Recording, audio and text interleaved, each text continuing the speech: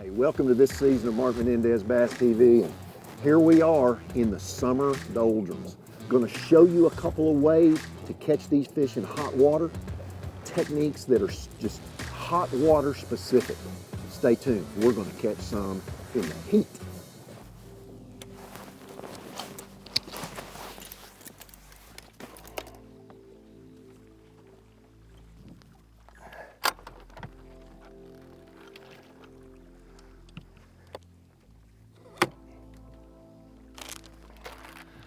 This big old worm right here, as you can see, is a lot.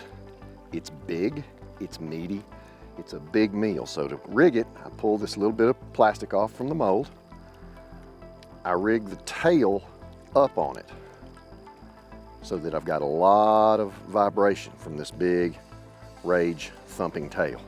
So that's how I rig it. You can see that curlicue is up, away from the hook, and it's ready to go. It's a big, meaty, it's a steak. You know, I mean, you want a snack, you get a little Snickers bar, but if you're hungry, you want a big meal. And that's what we're trying to do. We're trying to get this in front of a fish that will take this big meal because he knows it's a big opportunity to go ahead and get fed real well. So that's what we're trying to do with this big worm. Most of the time, they thump it pretty good. On Kentucky Lake, they think that's a lamprey, a freshwater lamprey. And they feed on those this time of year when the water temperatures are warm. So that's what that's kind of mimicking. I will also take this in shallow water cover, pitching it and flipping it in late August, early September, when water levels start to come down on the lake, bait fish move shallow. Any cover I can find in the back of a major creek, I'll drop this old big worm around it when the water temperature is still 75 to 80, 82 maybe. Fishing's generally tough then, but you can get a few bites, and they're always good ones when you get that bite on this big worm. One of the things, oh, man, he's biting it. He's not got it. He's just rattling the tail. One of the things I like to do is when I get it in a piece of cover, there's a big piece of cover right there. Let that worm hit that piece of cover. A stump, a brush pile. Once I get it in that piece of cover, I leave it. Watch me, I lift my rod a little bit, I let it fall down. My bait is actually on the other side of that piece of cover. And that's just like me coming in your living room and just sitting down next to you and having a conversation. We're putting it right in that fish's living room so he doesn't have to move very far to get that bait. I'm still in that piece of cover. I have not moved that worm on the other side of the cover yet. Just keep rattling. I felt I hit the piece of cover with the sinker. It makes a thunk, and that brings that fish to that bait. So that's a very important thing. Don't get in a big hurry this time of year. If they're not moving fast, just fish nice, easy, and slow, and you'll get your bites. Now I've got this lightly weighted. This is actually a 5/16. When in shallow water, I may actually drop down to a 1/8, so that bait falls ultra slow in that shallow water, and those fish will react to that super slow fall with that big bulky bait.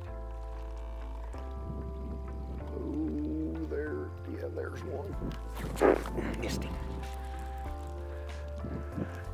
Just kept on and on and on with it. But it's about cover most of the time. About getting it in a piece of cover.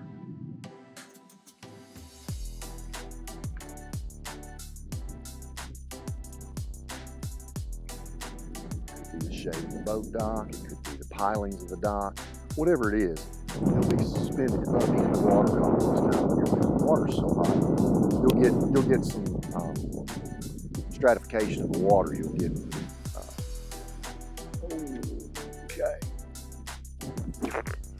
that one hit it on the way down. He wasn't very deep on the way down. He was just probably 3 feet, 4 feet. He got it.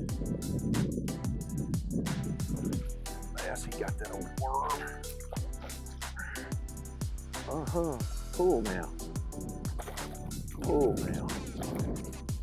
Get up here. Come up here, run on this with you. Don't you jump. Don't you jump. Don't you jump. There you go. 5/0 hook. They're nice and deep like you want it.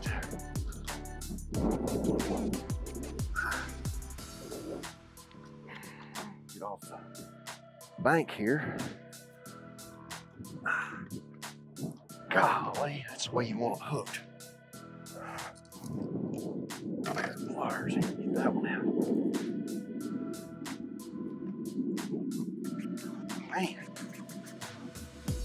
There we go. He just hit it on the way down. See, it's a summertime fish. He's long and lean. He's not really fat, but it just kept going down. That was a good one. Good one to get my morning started off with. Thank you, big boy. Old thumper worm got you. Big old thumper worm. Let's get another one. What happens in your lake is a thermocline will set up, and that is a temperature level in which there will be little or no oxygen below it because the aquatic system is using all the oxygen up during the summer at a quick rate, and or above it is where all your oxygen is. So lots of times in lakes like this, that thermocline will set up in 10 to 12 feet of water. Well, we got 20 feet of water out here behind us. This boat dock sits in about 17 to 20. So those fish are most likely going to be in that upper 10 foot of the water column. That happens in all of our lakes in this area in the late summer. So it pushes those fish one of two ways. It either pushes them up in the water column, there he is, he popped it, up in the water column, or it pushes them to the shallows where there's plenty of oxygen for the fish. So that's the reason for the light slip sinker, so that slip sinker falls really, really slow, and the big worm, so that they've got a big meal. Now, I'm in top of a big brush pile right here that comes up to about 9 or 10 feet on the top, which is up in that oxygenated level. Below it, I probably won't get a bite, but in that upper part of it is where that oxygen's gonna be. So any cover, any brush piles that you know that stick up in that upper part of the water column, those are the targets that we're going to use, the bass are going to utilize so they can be effective feeders. Like I said, I'm headed towards a brush pile. As soon as I got up here, I could see them out here in front of me. I started fishing for them. 8 to 10 feet right there. Spinnerbait can be a good choice this time of year because you can control that spinnerbait in that depth zone, in that proper zone. Swimming a jig can work. An 8-foot, 9-foot diving crankbait can work. So you've got lots of options. But they are difficult fish to catch.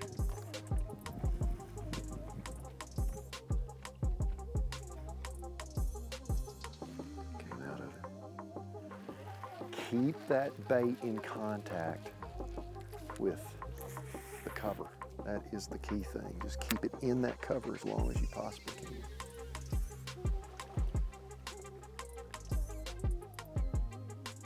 This brush pile sits at about 15 and comes up to about 7, so it should be perfect. Bank here. It's just a slow, methodical retrieve. Nothing special. You let it get on the bottom and just hop it nice and slow. Nice and slow.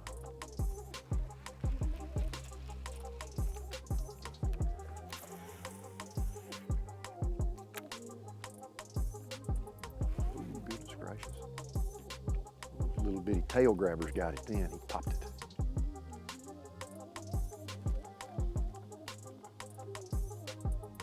Yeah. That one not slacking my line. Good old summertime fish. Big old fatty there. Look at there. He eased up there and he thumped it. I mean, that line jumped. He was up there really shallow. Come here, big guy. Come here, come here, come here, come here. Open up, open up, open up. Open up, fella. Come here. Now I got you. Got him. Old big slender summertime fish that is trying to brave the heat of the summer. You can see this one got it good too, way down in there. He hit it hard, and then just started moving off with it. Big old fatty. I like it. This is the quality. We're fishing for quality, not quantity. We're fishing for quality today. No big worm will get you that quality. Get out of here. Jump, gonna jump. Nope, I thought he was gonna jump. Maybe forced to move to the bank. That's two major offshore pieces of cover, the dock and a big brush pile right over here, been bit. I'm 1 for 1. One on the dock, one on shallow water. There's a good little step off this shallow that you're seeing out there. And that fish was up there in about 3.5, 4 feet of water on the fall of this peninsula right here. So I may be forced to move up a little bit. The heat of the summer may have pushed him shallow to get in that oxygenated water. But that one hit it like he meant to get it. He knocked fire from it. I like it when you do that. Look at all those fish right there. All of those fish, those are all fish right there on that. This little flat comes out here. You can see where it runs up on the bank. But those are bluegill. Those are crappie. There's some bass in there. Everything gets up into that oxygenated zone. The whole lake gets up on top. So they'll be scattered out all over your lake. But you've got to find something that will hold them, something that will keep them together that you can target. Brush pile, a drop off, something. A drain, a piece of rock, something you can target to get that bite. Just came over a piece of cover right there that I've never felt before.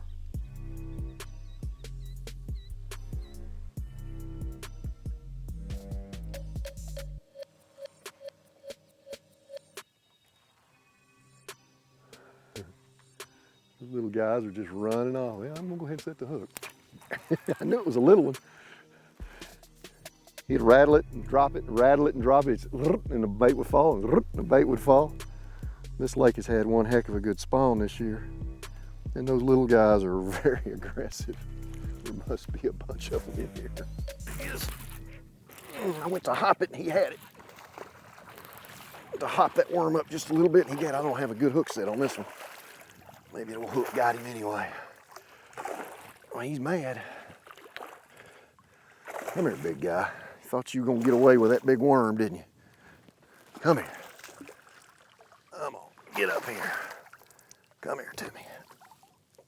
Look there. You can see he's not even hardly hooked good. I got him good enough, but I just went to hop that worm and he had it on the fall. I saw that one out there on live scope. See, big, long, skinny, good fish, but they're just not at their best this time of year where it's so hot. I can get another bite right there. I saw 2 or 3 right there on that cast. That one handcuffed me like there was no tomorrow. And this is the other good part about the old big worm. Catch 3 or 4 on it, bite you an inch off of it, you still have a big worm. Now it's only a 9-inch worm, but it still has that big profile to it. There's been many a day that I'll end up with a 4-inch worm with that profile that I've caught so many on it. Ooh, salty, tastes like coffee. That old thumper worm did. Yeah, it hit the bottom and I just hopped it up one time and went to hop it again and he had it. Never felt him bite it. Those fish are 30 feet right out here.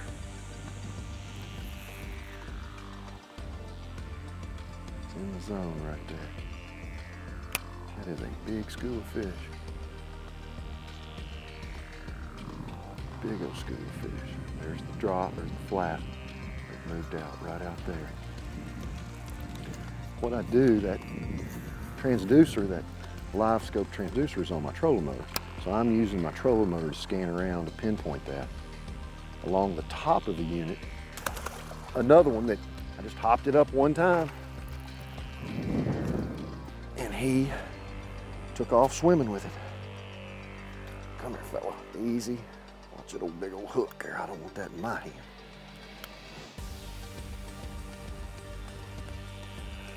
Just a little old keeper bass. Just a keeper. Get out of here, fella. Tried to abscond with a stake. He was trying to get this old big worm away from me. Now, I believe that these fish have pushed up shallow. Instead of being out on the deepest part of things, they've pushed up shallow in the shallower water for more oxygen and more food. There's a lot more food up there shallow. Got two things going here. I'm being very cognizant of when I make that cast on the initial fall. I've had 2 or 3 fish hit it on the initial fall. The rest of the way, I'm just barely lifting this worm up off the bottom. So it's only coming up off the bottom about that much. I don't want a real violent movement right now. They're lethargic, they're sluggish. They're not going to chase it very good. So if it falls in front of them, they'll come get it. And it's that bulk, it's that big size to the bait that makes all the difference in this hot water. But we're using big bait because they want a big meal so they don't have to worry about getting something to eat later. I'm just right where that break line breaks off, I'm considering keeping that boat and the bait right there on that break line. That's where the biggest bunch of fish seem to be. When I get out off the drop, I'm not seeing much. I'm seeing a few bait fish like that. Okay. Look out, look out. Another one I never felt him. Just went to hop it up and the bait was moving. Well, see, hot water, they're not very fired up in this hot water either. Come here, baby. Now he's going to try to go crazy. There we go. Hot water bass right there. They're getting it. They're getting it really good. But they're just not real aggressive as to how they're biting. That one I just picked up on it. One time it hopped, it never went back to the bottom. So you've got to stay in contact with that worm at all times. Know when that bait's on the bottom. Tricky little fella right there. The rig today consists of the 10-inch thumper worm. Big body, big hook tail with the rage flange to move a lot of water. 5/16 ounce tour grade sinker, relatively light, not heavy.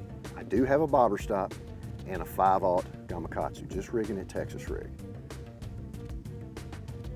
This time of year, because the watercolor is a little bit murky, it's okay to use big line. Got 20-pound Seaguar and Vizex on here. It's on a flipping stick. It's on a 7'6" Lews flipping stick. One of my favorites. And I'm using an 8:3-to-1 gear ratioed reel. 8:3-to-1. Now why? I'm just barely dragging that worm along. I'm not moving it fast like a spinnerbait or a thunder cricket or a 6XD or whatever. I'm moving it slow. But what I found, the higher the gear ratio that I have has become important for me. When I get that bite that sneaks up on me or he gets to moving off and I've got slack in my line, that higher gear ratio, I'm able to take all that slack up and get a better hook set. This year on the Elite Series, I caught several pitching in grass that bit the bait, that moved on out, and I was able to get a hook in them, just simply by reeling as fast as I could. I was so out of shape, caught some big fish doing that. This higher gear ratio will get you more bites in the boat. That's a good fish, came right out of a piece of brush I saw on live scope. Be that old big one. He's a darn good one though. He's a darn good one. There's one-eyed jack there. Got one eye on him, look like. I must have brought it by his correct side, his left side. How about that? Look at there, old one-eyed jack.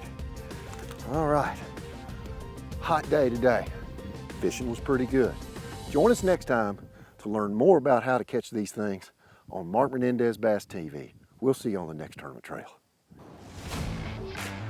Mark Menendez Bass TV is brought to you by Skeeter Boats, Seaguar, Lews, feel the difference, Strike King Lure Company, Motorguide, never stop.